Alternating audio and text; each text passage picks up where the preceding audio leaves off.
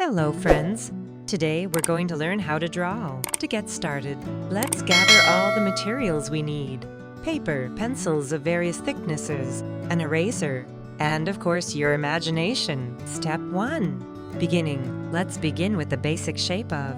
Sketch light outlines to determine its size and placement on the paper. Step 2. Details. Now let's move on to the details. Add on the right and on the left. These details give its distinctive features. Step 3. Shadows and light. To make your drawing more three-dimensional, add shadows and light. Step 4. Finishing touches. Complete your drawing by emphasizing the contours of drawing.